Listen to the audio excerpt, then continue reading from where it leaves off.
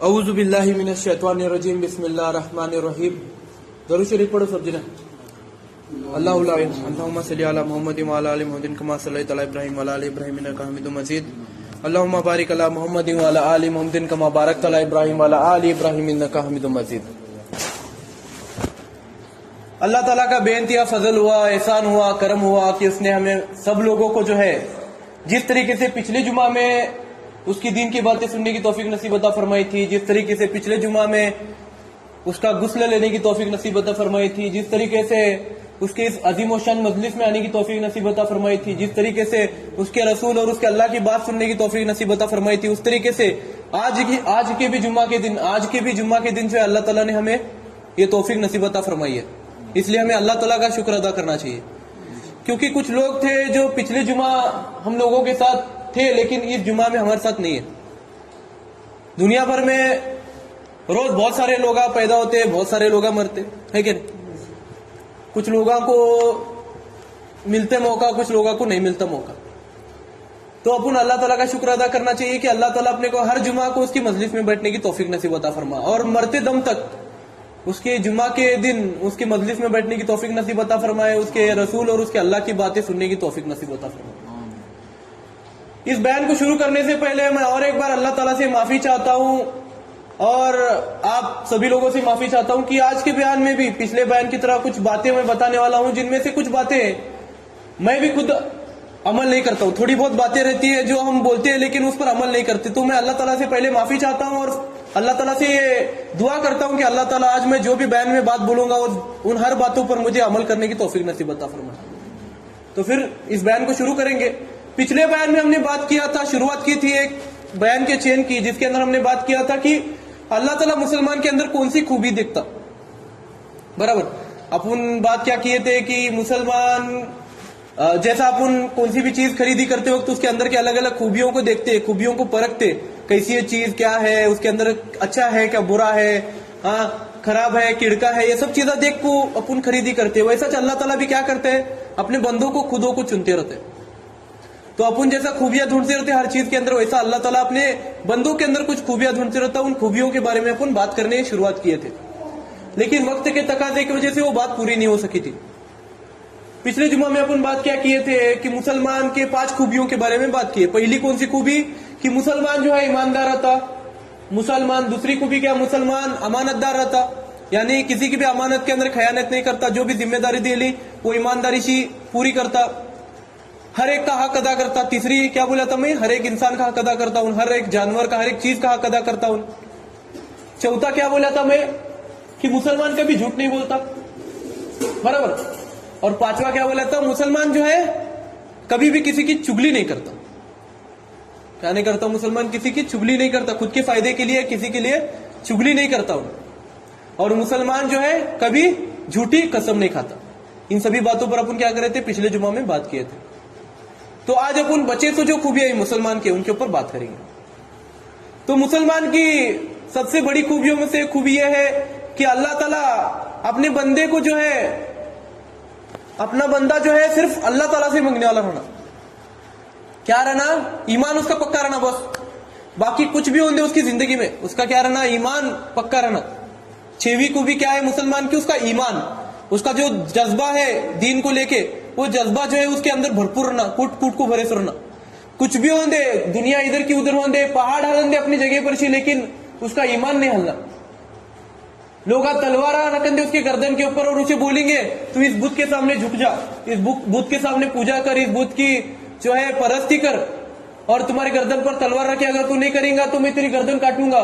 फिर भी जो इंसान जो है अपनी गर्दन को कटने दे लेकिन अल्लाह के अलावा किसी और के सामने न झुके, वो है असली मुसलमान। क्या अपना ईमान जो है कमजोर नहीं होना। अल्लाह ताला ने फरमाया है कि जो भी इंसान मेरे पास खशखश के दाने के बराबर, राई के दाने के बराबर ईमान बचा को ले कोईगा, वो इंसान जो है उसे मैं 10 गुना बड़ी जन्नत दूंगा दुनिया से। ईमान को बहुत महत्व है। पहला ईमान है सबसे महत्वपूर्ण कि बाबा इसका ईमान पक्का रहना। जो भी चीज होती है वो अल्लाह की वजह से होती, अल्लाह के बगैर दुनिया में कोई भी चीज जो है मुमकिन नहीं है। अल्लाह खाना खिलाता है, अल्लाह पानी पिलाता है, अल्लाह नौकरी देते हैं, अल्लाह रोजी देते हैं, अल्लाह रोटी देते हैं, हाँ अल्लाह बच्चे पैदा करते हैं, हाँ अल्लाह जो है पूरी दुनिया के निजाम को चलाते हैं, सूरज निकालते हैं, सूरज को ग्रुप करते हैं, चांद को निकालते हैं, चांद को ग्रुप करते हैं, हाँ, हवाओं को चलाते हैं, पिका को लाते हैं, हर एक चीज के ऊपर अपने को यकीन लाने होना। भले ही कितनी भी परेशानी रहते, कितनी भी मुसीबत रहते, लेकिन फिर भी अल्लाह ताला के ऊपर ईमान लाने होना। तो वो है असली मुसलमान, जो कैसी भी परिस्थिति में अल्लाह के अलावा किसी और के सामने झुकता नहीं, जो किसी भी परिस्थिति में सिर्फ अल्लाह से मांगता। उसका ईमान इतना पक्का है कि अगर कोई उसकी गर्दन पर तलवार भी रखे कि मैं तेरी गर्दन छाटूंगा अगर तू मेरी परस्ती नहीं करेगा, तो भी उन्हें अपनी गर्दन कटने दे, लेकिन ईमान का रास्ता न छोड़े, वो है असली मुसलमान। तो क्या है छठी खूबी ईमान वाले की? क्या है? ईमान। मुसलमान क्या है? ईमानदार रहना, ईमान रहना उसका किसके ऊपर? अल्लाह के ऊपर और उसके रसूल के ऊपर। फिर उसके बाद क्या है? जो ईमान वाला आदमी रहता, जो मुसलमान रहता, उन्हें जो है कभी जो है किसी के गीबत नहीं गाता। क्या करता? नहीं, गीबत नहीं गाता। चुगली अलग बात है, गीबत अलग बात है। चुगली मतलब अपन जाको आदमी के बारे में क्या तो बोलना दूसरे आदमी को, उससे उसका नुकसान होना। लेकिन गीबत क्या होती? अपन वो आदमी के बारे में बुरा भला बोलते, उसके पीछे, उन्हें जाने के बाद अपन उसके पीछे बातें करते, उसी क्या फर्क नहीं पड़ता वो आदमी को, लेकिन अपने जो लेके आई वो उड़ते रहते हो एक एक एक एक एक एक करके। तो क्या करते हैं अपन? गीबत नहीं गाता। मुसलमान जो है उन्हें कभी किसी की गीबत नहीं गाता। ये आदमी ऐसा है, ये आदमी वैसा है, इन्हें ऐसा करते हैं, इन्हें वैसा करते हैं। हाँ, औरतों में ज्यादा रहता है खूबी गीबत गाने की। आदमी ज्यादा गीबत नहीं गाते, क्योंकि गाते गीबत बोलते एक दूसरे की, लेकिन वक्त ना रहता किसी के पास, है ना। तो औरतों को ज्यादा अपन रोकना गीबत गाने से। औरतें क्या करते हैं? यही मेरी सास ऐसा करी, अरे मेरी बहू ऐसा करी, हाँ, देख इन्हें साड़ी पहन को मिरोने की, देख मेरे सामने, इन्हें देख कितना उड़ा मारने, ऐसा बात अपन क्या करते? पीछे जाने जाने में अपन बात करते, किसी के बारे में भी क्या भी बात करते अपन, किसी की भी बुरी भलाई बात, बुरे भले बातें बोलते अपन उसे पीछे, उसकी पीठ के पीछे। अपने को मालूम भी नहीं रहता वो आदमी क्या है, उसके दिल में कौन सी बात है, क्या है वो बात। इन्हें क्या मंदिर को जाते देखो मुसलमान रोको, ये भी बोलना गलत है, ये भी गिबत गए जैसा होता। तुमने मालूम है कि वो आदमी कहीं जाते हैं, तुमने मालूम है कि वो आदमी का मकसद क्या है ना। अपन किसी के भी काम पर से, किसी के भी उसके रहने के रहन सहन पर से, उसके रहने के ढंग पर से अपन उसको पहचानना नहीं। अपन कभी भी किसी की गिबत गाना नहीं, क्योंकि मुसलमान जो है वो कभी किसी की गिबत नहीं गाता। और किसी की गिबत गाना मतलब अपने मरे हुए भाई का गोश्त खाना। क्या है? किसी की गिबत गाना मतलब अपने मरे हुए भाई का गोश्त खाए जैसा। उसके ऊपर एक बहुत ही फेमस किस्सा है अपने रसूल सल्लल्लाहु अलैहि वसल्लम का। दो औरतें रोजा रही थी बोलते, तो बहुत तकलीफ होने लगी बोलते उनको। शाम जैसा जैसा होने लगी वैसा वैसा तकलीफ होने लगी उनको। अगर रोजा नहीं तोड़ेंगे तो मौत होंगी उनकी, ऐसी तकलीफ हो रही बोलते उनको शिद्दत की। फिर उन्होंने रसूल सल्लल्लाहु अलैहि वसल्लम के पास वो मसला लेके गए एक सहाबी कि ऐसा ऐसा हमारे मोहल्ले में के दो औरतें रोजा रखे ले, नफिल रोजे, लेकिन उनको जो है तकलीफ हो रही है, अभी इफ्तार का वक्त अभी दूर है, अभी 2-3 घंटे लगेंगे, तो उनको बहुत तकलीफ हो रही है। रसूल सल्लल्लाहु अलैहि वसल्लम, कोई मसला होगा तो बताओ क्या करने का। तो रसूल सल्लल्लाहु अलैहि वसल्लम बोले कि उन औरतों ने तो खाना खाया है। आप कैसे बोलते उन्होंने रोजा रखा है बोल के? क्या?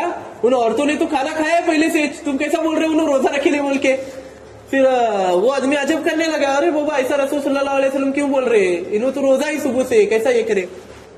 तो रसूल सल्लल्लाहु अलैहि वसल्लम को खै करने बोले, उल्टी बोलते ना क्या, उल्टी करने बोले।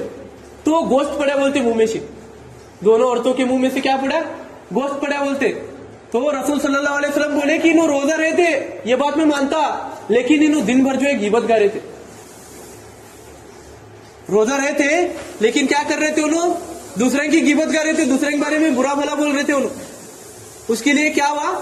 अल्लाह ताला जो है इनको सजा दिया कि इन्हों जो है रोजे की हालत में गिबत गए बोल के इन्हों क्या करे, अपने मरे हुए भाई का गोश्त खाए जैसा हुआ उनको। तो उतना बड़ा गुनाह अल्लाह ताला देता। तो क्या करना है, एक मुसलमान जो है कभी किसी की गिबत नहीं गाता। फिर उसकी और एक खूबी क्या है मुसलमान की? 8वीं खूबी क्या है कि मुसलमान जो है कभी किसी के बारे में बुरा नहीं सोचता। गिबत गाना मतलब बोलना, एक दूसरे के बारे में दूसरों के साथ बोलना, लेकिन बुरा सोचना अलग बात है।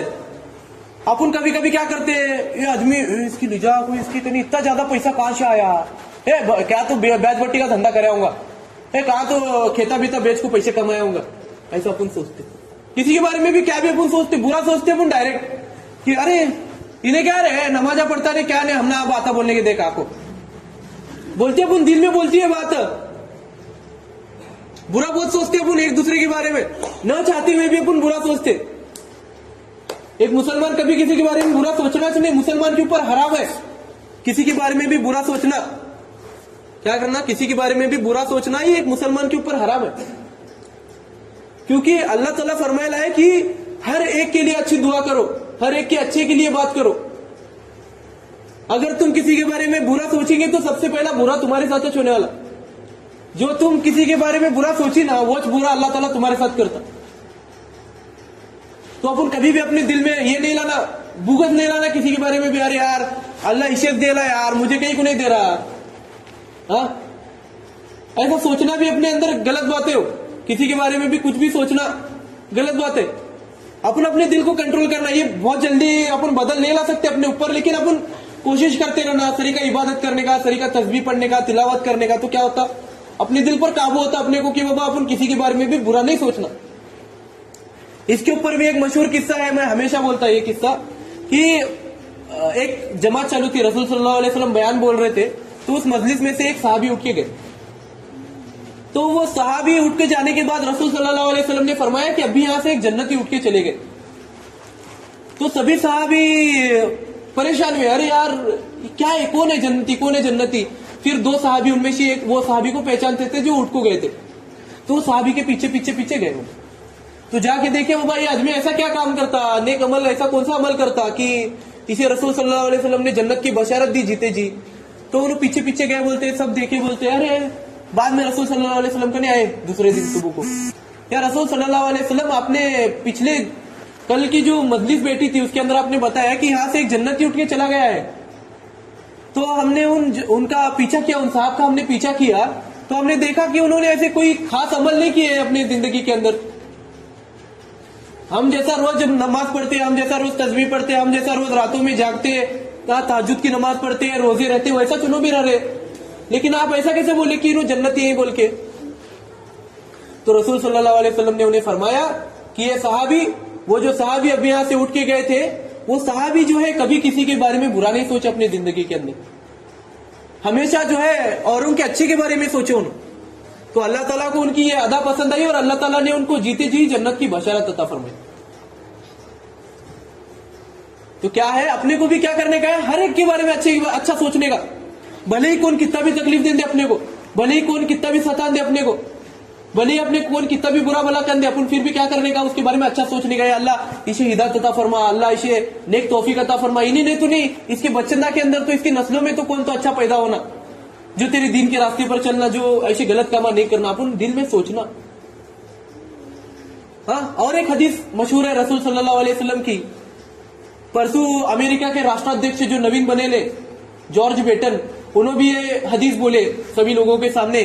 रसूल सल्लल्लाहु अलैहि वसल्लम की हदीस ये है कि अगर तुम्हारे नजरों के सामने कोई गलत काम होता रहेगा तो तुम्हारे अंदर अगर ताकत रहेगी उसे मार को समझाने की, तो तुम मार के समझो। अगर तुम्हारे अंदर वत्ती ताकत नहीं है तो तुम उसे बोल के समझा सकते, तो बोल के समझो। अगर तुम्हारे के वत्ती भी ताकत नहीं है तो तुम्हारे दिल के अंदर तुम सोचो, उस आदमी के बारे में अच्छा सोचो कि अल्लाह ये आदमी को जो है नेक अमल की तौफीक नसीब अता फरमा, इन्हें जो ये कर रहा है ये गलत काम है, इसे अच्छे काम करने की तौफीक नसीब अता फरमा, तेरे दीन के रास्ते पर चलने की तौफीक नसीब अता फरमा। ये बात जो है अपन अपने दिल में सोचना। ये क्या है, ये भी एक मशहूर हदीस है। अपन क्या करना, हमेशा अपन हर एक के बारे में अच्छा सोचना, भले ही उन कितनी की तकलीफ देता कि नहीं अपने को। फिर मुसलमान की नवी को भी क्या है, मुसलमान जो है कभी गुस्सा नहीं होता। क्या नहीं होता, मुसलमान जो है कभी गुस्सा नहीं होता। जो सच्चा मुसलमान है उन्हें कभी भी गुस्सा नहीं होता। कितना भी कौन भी तकलीफ दे दे, कितना भी कौन भी कितना भी सता दे, कितना भी गालियां दे दे, क्या भी करन दे, उन्हें गुस्सा नहीं होता। उन्हें उसका अल्लाह के ऊपर यकीन रहता कि अल्लाह ताला जरूरी आदमी को जो है नेक हिदायत देगा, इन्हें जो है अपने सरकश हरकतों पर से सरकेगा। गुस्सा न होने की सबसे बड़ी मिसाल है अपने रसूल सल्लल्लाहु अलैहि वसल्लम, जिनको इतनी ज्यादा तकलीफ देते थे लोग, कितनी तकलीफ देते थे लोग। अरे हदीस पाक के अंदर मकूम है कि अगर रसूल सल्लल्लाहु अलैहि वसल्लम की तकलीफों को एक पल्ले में रखा जाए और सभी नबियों की तकलीफों को एक पल्ले में रखा जाए तो रसूल सल्लल्लाहु अलैहि वसल्लम का पल्ला जो है भारी हो जाएगा। उतनी ज्यादा तकलीफ देने लोग उनको पत्थरों से मारे, उनके रास्तों में कांटे बिछे, उनकी बेटियों को जो है तलाक हुआ, उनकी बेटियों का, हाँ, उनके नवासों को कत्ल करे, हाँ, उनके पूरे खानदान को नस्तनाबूद करे, हाँ, उनको कांटों से मारते थे, उनके आंख पर कचरा फेंकते थे, उनके चेहरे मुबारक पर थूकते थे, चिक्कड़ मारते थे। फिर भी रसूल सल्लल्लाहु अलैहि वसल्लम कभी गुस्सा नहीं हुए किसी के ऊपर। हमेशा क्या बोलते थे, मेरी उम्मत, या अल्लाह मेरी उम्मत को नेक हिदायत दे, अल्लाह मेरी उम्मत को नेक हिदायत दे। हमें भी, हम उनके नाम ले आए तो हमें भी कैसा रहना, अपने को भी गुस्सा नहीं आना। गुस्सा जो है ये साजिक बात है, ये अंगार की तरह है। अपना काम क्या है, अगर गुस्सा आते रहेगा तो औज़ बिल्लाहि मिनश शैतानिर रजीम पढ़ने का, हाँ, पानी पीने का, तो क्या होता, गुस्सा जो है ठंडा होता। अपन अपने गुस्से पर काबू करना, क्योंकि गुस्से में ले तो जो डिसीजन रहते ना वो बहुत खतरनाक रहते, उससे लोगों की जिंदगियां बदलते, पूरी तरीके से जिंदगियां बदलते।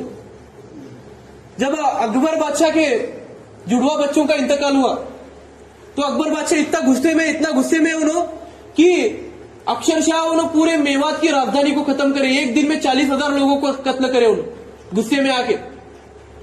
जब उनको पता चला, जब उनका गुस्सा ठंडा हुआ तब उनको पता चला, अरे यार मैं ये गलत करे काम, मैं ये जो करे ये गलत करे। तो उन्होंने उनकी जिंदगी के जो है पूरे 2 साल जो है खिदमत के अंदर गुजारे, किसके, सलीम रहमतुल्लाह अलैह के जो है खिदमत के अंदर उन्होंने गुजारे पूरे उनके 2 साल जिंदगी के। वहां पर उन्होंने अल्लाह ताला से माफी मांगी, अल्लाह मुझे मेरे गुस्से पर काबू अता फरमा।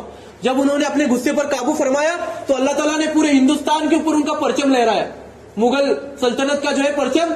उस 2 साल के बाद उन्होंने पूरे हिंदुस्तान को जीता, श्रीलंका को जीते, म्यांमार को जीते, अफगानिस्तान, पाकिस्तान, काबुल तक उन्होंने अपने राज्य को फैलाया। जो दुनिया के सबसे बड़े राज्यों में से सबसे बड़ा राज्य है, दुनिया में 3 नंबर पर आता मुगल सल्तनत, उतनी बड़ी सल्तनत को उन्होंने जीते। जब उन्होंने कब जीते उन्होंने, जब उन्होंने उनके गुस्से के ऊपर काबू पाए। कब जीते उन्होंने, जब उन्होंने अपने गुस्से के ऊपर काबू पाए। तो अपने को भी अपने गुस्से के ऊपर काबू करना चाहिए, क्योंकि अगर अपन अपने गुस्से पर काबू करेंगे तो अपन भी अपने जो गोल है, अपने को जो काम करने के भविष्य के अंदर वो कामा जो है पूरा अच्छी तरीके से कर सकते। तो अल्लाह ताला से अपन हमेशा दुआ करना कि अल्लाह ताला मुझे जो है अपने गुस्से के ऊपर काबू करने की तौफीक नसीब अता फरमा।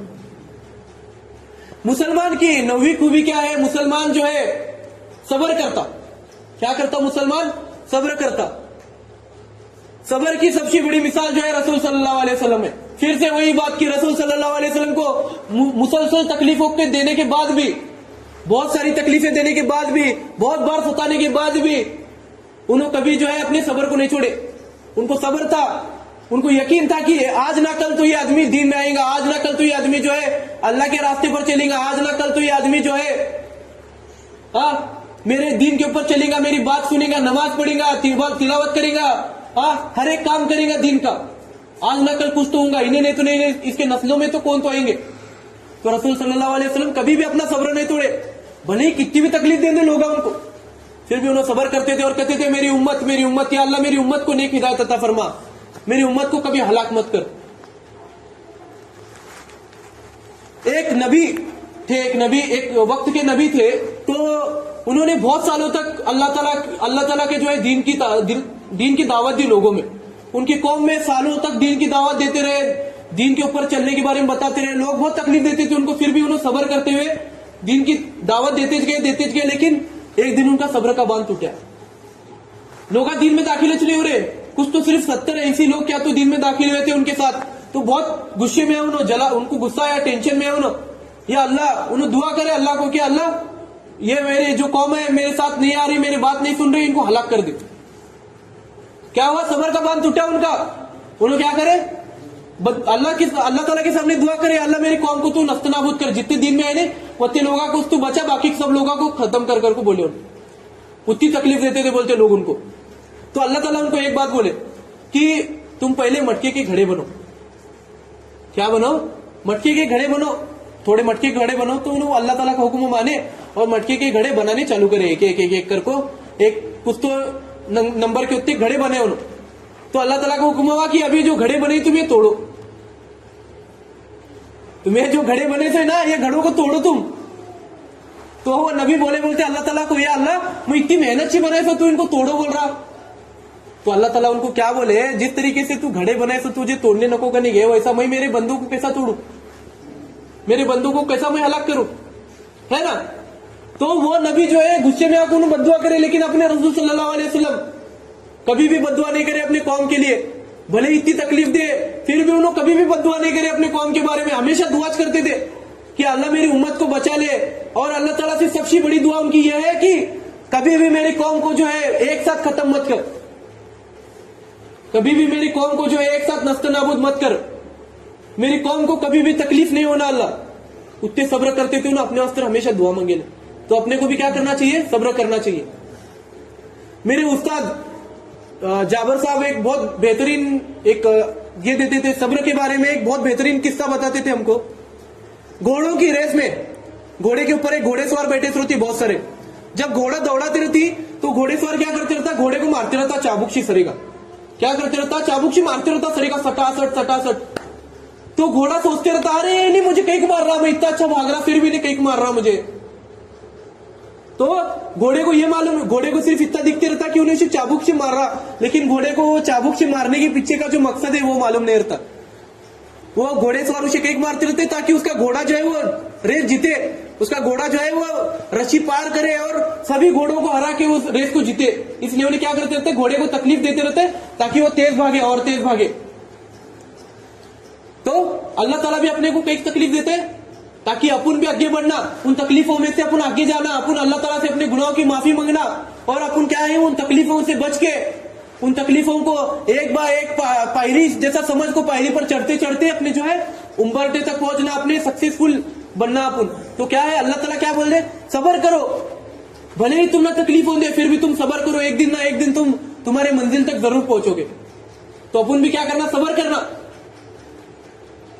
और मुसलमान की वक्त के तकाजे की वजह से आखिरी बात बोलता मैं कि मुसलमान की सबसे बड़ी जो है सबसे ज्यादा बड़ी जो ये है खूबी है कि मुसलमान जो है पाक रहता। और अदर दूसरे कौम और मुसलमान के अंदर सिर्फ एक ही फर्क है, पाकीज़गी के फर्क है बस। क्या फर्क है, मुसलमान और दूसरे कौमों के बीच में सिर्फ एक ही फर्क है, पाकीज़ा, पाक साफ रहना, इतना फर्क है बस कि मुसलमान की पाकीज़गी अलग है और कौम के लोगों की पाकीज़गी अलग है। पाकीज़गी एक ऐसी चीज है ना जिससे जो अल्लाह ताला ने काफिरों को और मुसलमानों को अलग किया है, पूरी तरीके से अलग किया है। कई वजह से सिर्फ पाकीज़गी की वजह से अपने अंदर पाकीज़गी जो है बच्चे के पैदा होने से लेकर बच्चे के मरे तक, उसके कब्र में जाए तक पाकीज़गी है अपने मजहब के अंदर। और यहां तक फरमाया गया है कि पाकीज़गी जो है यह आधा ईमान है। जहां पर साफ सफाई रहती, जहां पर पाकीज़गी रहती, वहां पर आधा ईमान पर आया हुआ आदमी उन्हें अगर पाक रहा तो बच्चा पैदा हुआ तो अपन क्या करते हैं, साफ सफाई उसे पहला साफ करते हैं, पूरा साफ सफाई करते हैं। उसकी पैदा होते चालू रहता अपना बच्चा पैदा हुए अपन उसे साफ सफाई कर को सुंदर अच्छा कर को तेल में लगा को अपन पाउडर में लगा को उसे रखते पालने के अंदर। हाँ, जैसा जैसा बड़ा होता अपन उसे बातें बताते, हाँ उसे गुस्ल करने का तरीका सिखाते अपन, हाँ उसे वजू करने का तरीका सिखाते अपन। गुस्ल वजू जो है ये सबसे मेन बात है इस्लाम के अंदर। अगर तुम्हारी गुस्ल अच्छा रहेगा तो तुम्हारी वजू अच्छी होंगी, अगर तुम्हारी वजू अच्छी रहेंगी तो तुम्हारी नमाज अच्छी होंगी, और अगर तुम्हारी नमाज अच्छी रहेंगी तो तुम्हारे बाकी के अमल अच्छे होंगे। अगर तुम्हारा गुस्ल अच्छा नहीं रहेगा तो तुम्हारी वजू नहीं होने वाली, वजू नहीं भी तो तुम्हारी नमाज अच्छी नहीं होने वाली, नमाज अच्छी नहीं भी तो तुम्हारी जिंदगी पूरी खराब होने वाली। अल्लाह ताला ने और कौमों को और मुसलमानों को सिर्फ पाकीज़गी के ऊपर अलग अलग किया है। मुसलमानों के अंदर मरने के बाद भी जो है नहाया जाता है, धुलाया जाता है, मुर्दे को जो है धुलाते, और किसी कौम में धुलाते क्या मुर्दे को देखेंगे कभी? हाँ, किसी कौम के अंदर मुर्दे को धुलाया जाता है क्या? सिर्फ अपने कौम के अंदर मुर्दे को तक धुलाया जाता, साफ करके अपन उसे पूरा धोते उसे, फिर उसके बाद उसे इत्र लगाते, उसे साफ कपड़े पहनाते, फिर फूला उसके आंख पर चढ़ाते, फिर उसे पिंजरी के अंदर साफ सफाई से रख को उसकी कब्र जो है वो साफ सफाई करते, कब्र के अंदर वहां पर फूल वगैरह बिछा के उसे इत्र वगैरह डाल के वहां पर लेटाते अपन। अपने अंदर पाकीज़गी को इतना ज्यादा महत्व है तो अपन क्या है, पाक रहना। पाकीज़गी के ऊपर मैं जो है इंशाल्लाह अगली जुमा के अंदर पूरा डिटेल में बात बताऊंगा कि वजू किस तरीके से करनी चाहिए, वजू के फर्ज क्या है, वजू के सुन्नत क्या है, गुस्ल कैसा करना चाहिए, गुस्ल के फर्ज क्या है, सुन्नत क्या है। हाँ, फिर उसके साथ साथ बाकी के जो भी पाकीज़गी के रिलेटेड जो भी बातें वो अपन इंशाल्लाह अगली जुमा के अंदर बात करेंगे। और सबसे आखिरी खूबी मुसलमान की जो है नमाज क्या है, मुसलमान जो है नमाजी रहना। मुसलमान और काफिर बस भी एक फर्क है, पाकीज़गी और नमाज, ये दो चीजों के ऊपर सिर्फ मुसलमान है क्या नहीं है समझ में आता अपने को। है ना, इन्हें मुसलमान है क्या नहीं, ये समझ में आता अपने को। अगर तुम्हें नमाज नहीं पढ़ते रहेंगे तो तुम्हें मुसलमान कैसा। नमाज जो है मुसलमान के जिंदगी के अंदर सर का काम करता है, सर का। अगर शरीर के ऊपर सरच नहीं रहेगा तो शरीर चलेगा क्या, नहीं चलता, शरीर नहीं चलता। अगर तुम्हारा सरच नहीं रहेगा तो तुम्हारी बॉडी नहीं चलती। तो इंसान के जिंदगी के मुसलमान की जिंदगी के अंदर नमाज का जो दर्जा है वो सर की तरह है। तो अपन जो है नमाज भी पढ़ना। नमाज के बारे में इंशाल्लाह ये जब ईमान का पूरा तज़किरा खत्म होगा, अभी एक 4-5 जुमा के अंदर इंशाल्लाह, तो उसके बाद जो है अपन नमाज के ऊपर बढ़ेंगे। और बचे हुए जो मुसलमानों के खूबियां हैं वो इंशाल्लाह अगले जुमा में बात करेंगे। और उसके साथ साथ पाकीज़गी के बारे में पूरा डिटेल में बात करेंगे। और 2 अक्टूबर से लेके आज के जुमा तक मैंने अभी तक जितने भी बयानात दिए हैं वो सभी बयानात जो है आपको मेरे YouTube चैनल पर मिलेंगे। ये बताने के पीछे का मकसद ये है कि अपने मस्जिद में अपन सिर्फ मर्द लोग आते, अपने घर में अपनी औरत बेटियां रहते, कुछ अपने अपाइज भाई बहन रहते, वो मस्जिद में आके बयान नहीं सुन सकते, अल्लाह की बात नहीं सुन सकते। और हर मुसलमान भाई बहन के ऊपर फर्ज है कि उन्हें दीन की बात जो है खुद भी सुनना और दूसरों तक दीन की बात पहुंचाना। तो उन वीडियोस के अंदर मैंने पूरे बयान जो है रिकॉर्ड करके अपलोड किए हैं, उन वीडियोस को भी जाके देखिए। तो अल्लाह ताला से मैं यही दरख्वास्त करता हूं कि आज जो भी बातें मैंने यहाँ पर बताई है, मुसलमान की जो भी खूबियां बताई है, उन सभी खूबियों को हमारे अंदर लाने की तौफीक नसीब अता फरमाए। हम सभी के अंदर उन खूबियों को पैदा करने की तौफीक नसीब अता फरमाए। इन्ना लिल्लाहि व मलाइकतुहु यसल्लूना अलन नबी या अय्युहल्लज़ीना आमनू सल्लु अलैहि व सल्लिमू तस्लीमा। अल्लाहुम्मा सल्लि अला सय्यिदिना शफीना हबीबना नबीना मौलाना मुहम्मद बारिक सल्लल्लाहु अलैहि वसल्लम। सुभान रब्बिका रब्बिल इज्जति अम्मा यसिफून व सलामुन अलल मुरसलीन वल्हम्दुलिल्लाहि रब्बिल आलमीन। जो लोग सुन्नत नहीं पढ़े उन्होंने सुन्नत पढ़ो।